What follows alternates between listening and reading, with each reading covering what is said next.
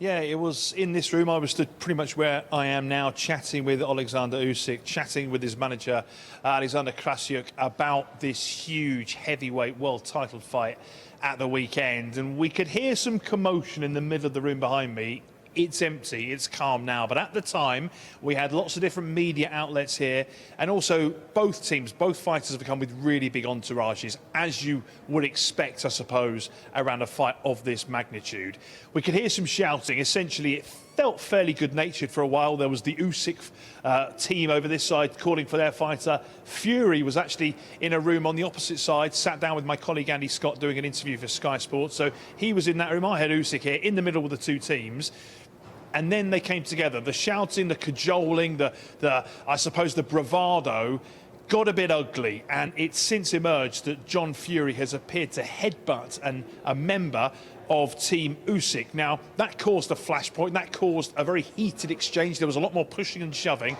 Tensions really had to be calmed down. And I'll warn you, the pictures we picked up after the clash are a little bit distressing. There's some graphic imagery here. When you look at John Fury and you look at the fact that he had blood pouring from his forehead, he tried on a few occasions, member of his team, to stem the flow of blood, but it had run down his face, it got into his moustache, into his beard, and it was clearly a result of a pretty ugly clash, as I say.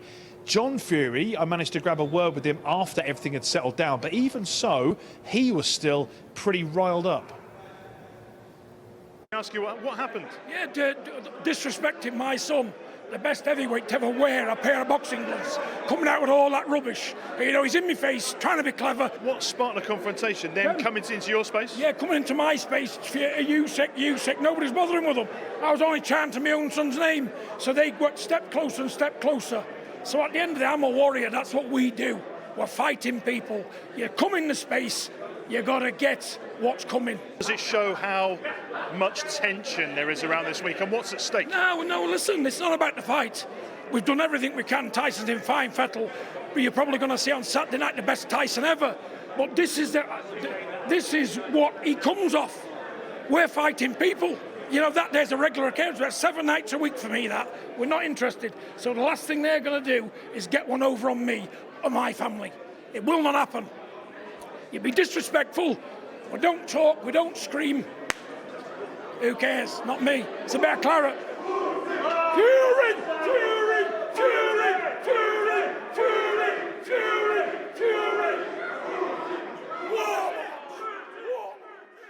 Wow, not the sort of interview you were expecting to be conducting today, Ben, that's for sure. I mean, what happens now? Could there be repercussions to this? Well, I think you got a sense of it there, Jules, when it had calmed down, don't forget, and then it kind of lit up again. It just shows that there's a lot of tension in this room. The two fighters were kind of stalking each other around. They're supposed to be being kept apart, and their schedules were supposed to mean they could pass around without really coming into contact with each other. But as it was with those entourage shots, it did happen. And you can understand the Saudi authorities have taken a pretty dim view of it. I was told that actually there was a Saudi minister, the Minister for Industry and Mineral Resources, was in another part of this hotel. He was told about the incident, what had gone on here, and he was said to be really unhappy in hearing just how ugly the clash had got. Now, with regards to any further action, my information is that the Saudi authorities are happy to draw a line under this at this stage. There's no plan to follow up with any further action with regards to the incident we saw, but they will be looking at this, of course. Certainly it's one for the promoters to look at as well, to see whether there are ways of keeping the fighters and in particular their entourages apart. Because I must also stress this, the fighters themselves today are completely blameless. That's not always the case in Big Fight Week. The fighters themselves have a lot of pressure on their shoulders. Quite often that's where the flashpoints come. Not today. They were absolutely fine. In fact, Oleksandr Usyk was next to me, stood right here, just trying to calm his team down. He was calling them to back off. He said the whole thing was stupid. And I spoke to Tyson Fury afterwards as well. And he said, look, it's not about that. It's about winning the belts on Saturday and going home. So as far as the fighters are concerned, they were not involved. But certainly it's a warning, I suppose, that there will be tension and it will rise. And we could get flashpoints like this for the rest of the week. And we've heard John Fury's side of things, thanks to the interview you did with him. What about Usyk's camp? I know you spoke to them as well. What's their version of the incident and what happened? Yeah, and as I said, I mean, Oleksandr Usyk, Usyk's manager with Usyk, was with me when it happened, so we didn't quite see what had happened initially. Now, he'd gone over, and then I did see him a few minutes later actually embracing John Fury, and, you know, they were shaking hands, and everything seems to be quite cordial. But when I spoke to Oleksandr Usyk a little bit later on, he explained to me, look, the reason for that embrace and that essentially what was an apology was because, from his point of view, he felt that, or he thought that perhaps one of his team had gone into the middle of that melee and started it and caused it and maybe put a headbutt in on John Fury and started the whole thing. But then, obviously, pictures have emerged on social media that appear to show John Fury being the protagonist, the man that lit the spark, I suppose, that made that first physical move. And he was pretty unhappy. And I think it's fair to say that Team Usyk are looking for an apology specifically from Tyson Fury's dad.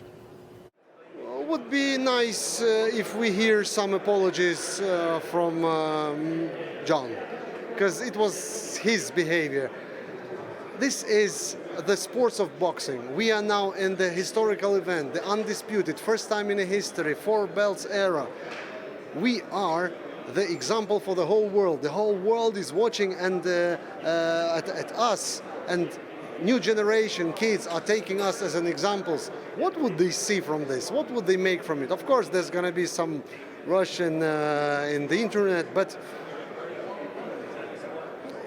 it's up to him. If he wants to apologize, it's up to him. I will not take my apologies away, because it happened, then it shouldn't have happened.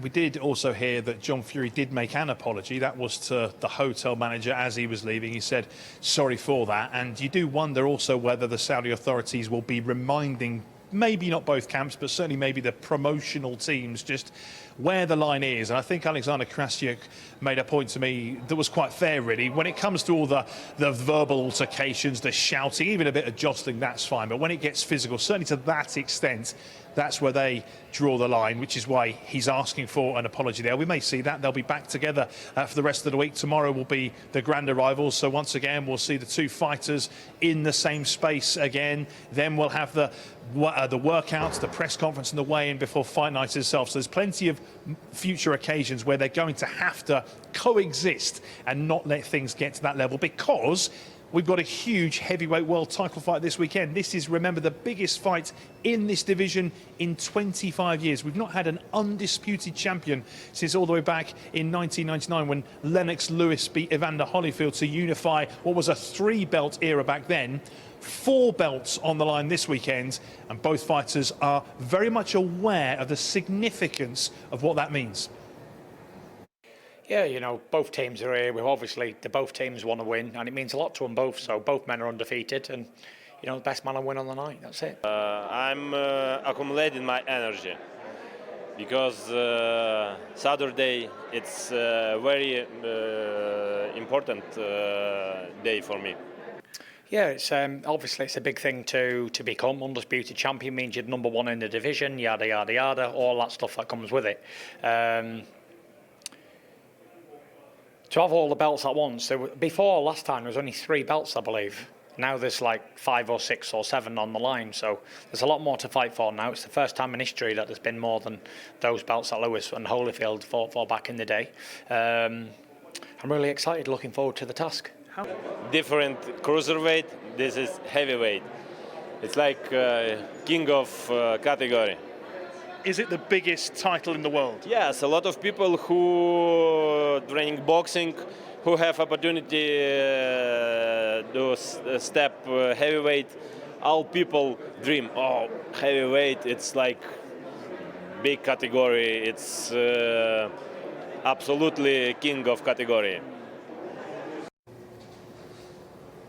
It's not just the undisputed title on the line either. Worth pointing out the lineal heavyweight title. It can only pass hands when the current incumbent champion's defeated. And actually, Tyson Fury's held that particular tag since he dethroned Vladimir Klitschko all the way back in 2015. That's despite vacating belts and winning belts back. So that title also on the line, which is really significant.